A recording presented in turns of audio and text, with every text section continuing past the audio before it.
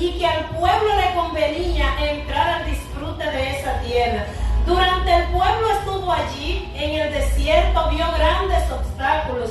La mayoría de ellos murieron. De hecho, la Biblia dice que todos los hombres que podían sacar armas fueron exterminados solamente excepto dos, Caleb y Josué, que habían dado un buen testimonio acerca de la tierra que ya el mismo Dios había dicho que era una tierra buena. De la tierra buena que la Biblia habla es esta tierra que está aquí. Ya el pueblo ha cruzado el Jordán. Cuando cruzó el Jordán, Dios hizo un milagro. Hizo que las aguas del Jordán se pararan de un lado y del otro, y que los sacerdotes en medio con el arca erigieran un altar de piedra y que el pueblo completo pudiera pasar en seco. Dios lo había hecho otra vez. El pueblo de Israel había pasado 2 veces el mar en seco, pero este mar le traía a ellos directo hacia la tierra de Canaán. Entre Canaán y el Jordán se encontraba la ciudad de Jericó. Jericó no era una ciudad grande, pero era una ciudad importante. Jericó era el obstáculo que se encontraba entre la tierra prometida y el río Jordán. Ya ellos habían cruzado el río Jordán y el río Jordán se había vuelto a cerrar. Ahora ellos tenían que seguir hacia adelante, pero en el frente de donde ellos tenían que seguir estaba aquella ciudad, una ciudad amurallada, una ciudad que se consideraba impenetrable, una ciudad que se consideraba inexpugnable, que la gente no la podía vencer, que los ejércitos no la podían tomar. Esto era siempre y cuando Dios no dijera que esa ciudad iba a ser tomada por su pueblo.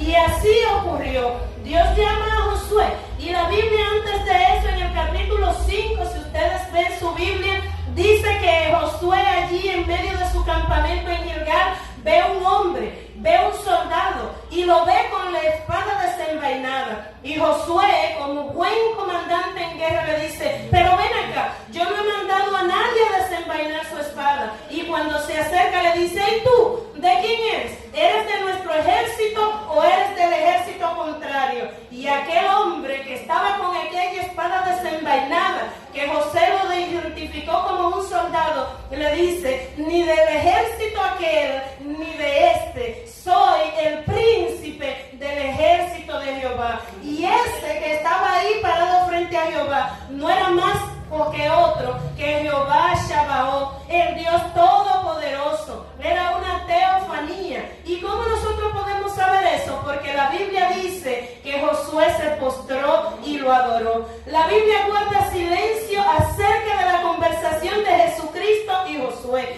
La Biblia no nos dice qué conversaron aquellos dos hombres, el capitán del ejército de Israel y el Dios todopoderoso, el comandante en jefe. Pero nosotros suponemos que Jesucristo se presentó frente a Josué para decirle el plan de tomar la ciudad. Y por eso en esta noche vamos a predicar bajo el tema a la manera de Dios. A la manera de Dios. ¿Cuál es el tema de esta noche, hermanos? A la manera de Dios. Josué era un hombre que la Biblia lo había identificado y lo había descrito. Era un hombre de oración. De hecho, la Biblia dice que cuando Moisés se apartaba del tabernáculo, Josué se quedaba allí. Eso lo dice en Éxodo 30. Él nunca se apartó del tabernáculo. Josué fue un hombre tan fiel que cuando Dios le dijo a Moisés que él iba a ser su sucesor, Moisés no tuvo ninguna duda. Era un hombre fuerte, era un hombre íntegro, era un hombre que había estado delante del ejército junto con Moisés. De hecho, la Biblia dice en Éxodo 17 que Josué había deshecho por completo a Amalek. La primera guerra que había tenido que pelear el pueblo de Israel fue al mando de Josué. Pero cuidado, la Biblia dice que cada vez que Moisés levantaba las manos, el pueblo de Israel ganaba. Era Josué quien estaba peleando en el valle abajo, pero era Dios quien estaba arriba distribuyendo la ganancia hacia el pueblo. Aún así, Josué era un hombre de guerra, era un hombre de fe, era un hombre que le había dicho ese día al sol que se detuviera en Gabaón y a la luna que se detuviera en Ascalón para él poder terminar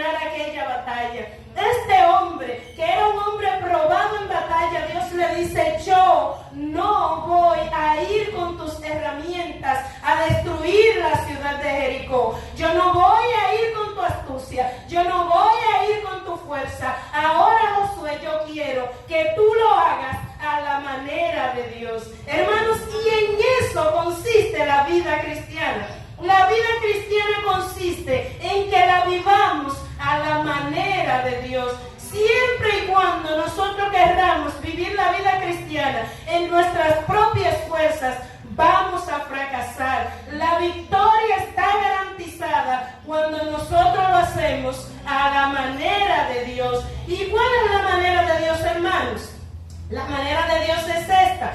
Dice la Biblia en el capítulo número 6 del libro de Josué que la ciudad de Jericó estaba cerrada. Aparte de que era una ciudad que estaba amurallada, la Biblia dice que el corazón del pueblo había venido a ser como agua. Rahab le había dicho a los 12 espías que habían ido allí que todo el pueblo de Jericó había temido, porque había escuchado lo que Dios había hecho en el desierto, lo que había hecho con Amalek, lo que había hecho con Sehón, con Og, con aquellos reyes que él había destruido.